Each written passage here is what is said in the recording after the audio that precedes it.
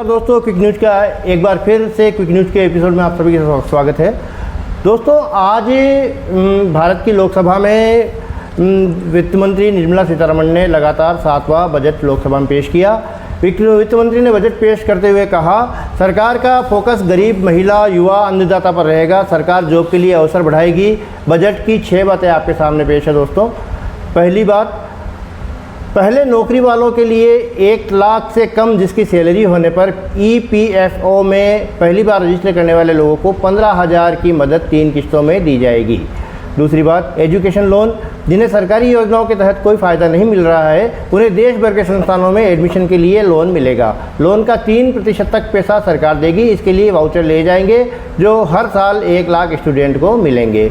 तीसरी बात, किसान, युवा, महिला और गरीबों के लिए विकास के लिए अलग अलग योजनाओं के जरिए बेनिफिट स्कीम्स चलाई जाएगी। चौथी बात, 6 करोड़ किसानों की जानकारी लैंड रजिस्ट्री पर लाई जाएगी। पांचवी बात, 5 राज्यों में नए किसान क्रेडिट कार्ड जारी किए जाएंगे। छठी बात, बिहार, झारखंड, पश्चिम बंगाल, उड़ीसा और आंध्र प्रदेश के लिए इंफ्रास्ट्रक्चर डेवलपमेंट के लिए विशेष स्कीमें लाई जाएगी। दोस्तों, बजट में वित्त मंत्री ने घोषणा की कि 1 करोड़ युवाओं को 500 टॉप कंपनियों में इंटर्नशिप दी जाएगी। ये बात दोस्तों, कांग्रेस का जो घोषणा पत्र था उसमें जो युवाओं को पहली नौकरी जॉब के लिए कही गई थी, उससे प्रभावित लगती है। दोस्तों, बिहार को 41,000 करोड़ और आंध्र प्रदेश को 15,000 करोड़ का पैकेज दिया जाएगा। 63,000 गाँव में जनजातीय उन्नत ग्राम अभियान चलाया जाएगा। दोस्तों, प्रधानमंत्री गरीब कल्याण योजना, जिसमें 5 किलो राशन दिया जाता है 80 करोड़ नागरिकों को, उसकी समय सीमा को अगले 5 वर्षों तक के लिए बढ़ाया गया है। इसके तहत 80 करोड़ नागरिकों को मुफ्त राशन दिया जाएगा।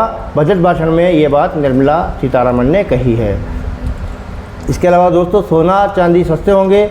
मोबाइल फ़ोन और उपकरणों पर घरेलू उत्पादन में इजाफा हुआ है, इसलिए मोबाइल फ़ोन, मोबाइल चार्जर पर सीमा शुल्क को घटाया जाएगा।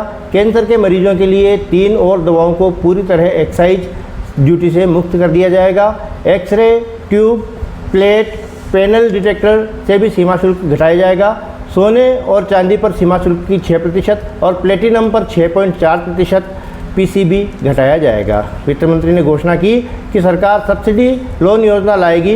वित्त मंत्री ने कहा, सरकार बढ़ी हुई उपलब्धता के साथ कुशल और पारदर्शी किराए के आवास बाजार को स्थापित करेगी।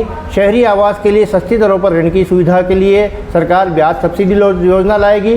सरकार 5 वर्षों में 100 साप्ताहिक हाट बाजार जो लगते हैं दोस्तों, कई शहरों में, गाँव में हाट बाजार साप्ताहिक रूप से लगते हैं, 1 दिन लगते हैं सप्ताह में, हाटों के विकास की सहायता के लिए योजना शुरू करेगी। निःशुल्क और बिजली योजना पर वित्त मंत्री निर्मला सीतारमण ने कहा कि प्रधानमंत्री सूर्य घर मुफ्त बिजली योजना की शुरुआत की गई है। इसके तहत छात्रों पर सोलर पैनल लगाए जाएंगे छतों पर, जिससे 1 करोड़ परिवारों को हर महीने 300 मिनट तक निःशुल्क बिजली मिल सकेगी। यह योजना इसे और बढ़ावा देगी। ये तो बात हुई दोस्तों बजट की समरी की, सारांश की। अब बजट के बारे में हमारे दर्शकों ने क्या कहा, हमारे दर्शकों ने जो विशेष रूप से कहा है, उनकी जो बात हम आपको बता रहे हैं। दोस्तों, सेवानिवृत्त वरिष्ठ अध्यापक है कुचामन सिटी के आरिफ खान साहब, इन्होंने अपनी तरफ से बजट के बारे में बताया कि बजट बिहारी है, भिखारी की बल्ले बल्ले, कोई इनकम टैक्स नहीं देना पड़ेगा। मिडिल क्लास अपनी आय का अधिकांश हिस्सा इनकम टैक्स के रूप में देश के नाम कुर्बान करेगा। दाल रोटी खाओ, प्रभु के गुण गाओ और हम तो लुट गए मोदी जी तेरे प्यार में गाते हुए देशभक्ति का परिचय देंगे। उद्योगपतियों को बैंक लूटकर भागने की और अंबानी की तरह शादियां करने की खुली छूट होगी। दोस्तों, क्विक न्यूज़ के आर्थिक सलाहकार और क्विक न्यूज़ टीम के सदस्य हैं श्री संदीप, CA हैं, हमारे CA हैं संदीप जी अग्रवाल। उन्होंने पूरा वीडियो पेश किया है अपना, आपके सामने वीडियो पेश है। मोदी सरकार 3.0 का एक पूर्ण बजट, एक मिश्रित बजट है। इस बजट में कुछ आम व्यक्ति को फायदे भी हुए, कुछ भी नुकसान भी हुए। जहाँ तक फायदे की बात है तो वेतन भोगियों के लिए जो स्टैंडर्ड डिडक्शन थी, जो 25,000 रुपये से बढ़ाकर उन्होंने 75,000 रुपये कर दी। पहले 50,000 रुपये की छूट मिलती थी, जो कि 75,000 उन्होंने कर दिया। इससे मोटा मोटी 5,000 से लेकर 6,000 रुपये तक का टैक्स का फायदा होगा। इसके अलावा लॉन्ग टर्म में जो कैपिटल गेन की जो रेट थी, पहले 10% थी शेयर्स वगैरह के अंदर, जो उन्होंने बढ़ा के 12.5% कर दी। इसके अलावा इन्होंने शॉर्ट टर्म में जो कैपिटल गेन की रेट थी वो 15% थी, जो कि इन्होंने बढ़ाकर 20% कर दी। इसके अलावा शेयर्स वगैरह मार्केट के अंदर जो म्यूचुअल फंड के ट्रांजेक्शन के अलावा जो अपने ऑप्शंस के ट्रांजेक्शन होते थे या फ्यूचर के ट्रांजेक्शन होते थे, उसके अंदर इन्होंने एसटीटी का जो टैक्स स्लैब है, जो टैक्स की रेट है, वो इन्होंने बढ़ा दी।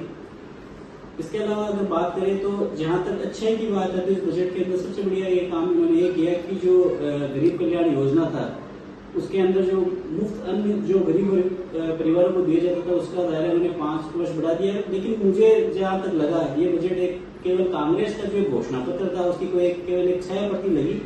पर्सनल इनकम टैक्स में इन्होंने कोई भी चेंजेस वगैरह नहीं किया। मुद्रा योजना थी उसका उन्होंने 10 लाख रुपए से बढ़ाकर उसको 20 लाख कर दिया।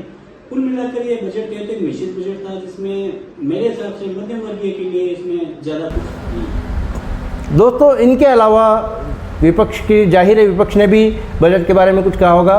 तो दोस्तों कांग्रेस नेता सोनिया गांधी ने ट्वीट करके बजट के बारे में कहा है कि आज के बजट ने एक बार फिर ये परिभाषित किया है कि सरकार पूंजीपतियों की है, आमजन का केवल शोषण करती है। पिछले 10 सालों में लूटपाट और अन्याय इस देश के मध्यम वर्ग और गरीब के साथ हुआ है, वह पुनः दोहराया गया है। सभी कांग्रेस और इंडिया गठबंधन के कार्यकर्ताओं से अनुरोध है कि मुझसे जुड़े और भाजपा के नफरत को रोकने में सहायता करे। जुड़ेगा भारत, जीतेगा इंडिया, हारेगी तानाशाही। वहीं दोस्तों आपकी सोनिया गांधी का ट्वीट आपकी स्क्रीन पर मौजूद है। दोस्तों ट्विटर यूज़र मूर्ति नैन है, उन्होंने कहा है मोदी सरकार 3 ने तीसरा जो कार्यकाल है कांग्रेस का आइडिया चुराकर युवा न्याय के महत्व और उनकी दूरदर्शिता को मानते हुए बजट में युवा इंटर्नशिप योजना को प्रावधान किया है। राहुल की पहली नौकरी पक्की योजना अब हकीकत बन गई है, जिससे युवाओं को पेड इंटर्नशिप दी जाएगी। सरकार न बनने के बावजूद उनकी पहल ने बजट 2023 को प्रभावित किया है। खैर जो भी हो, भला तो देश के युवाओं का ही होगा।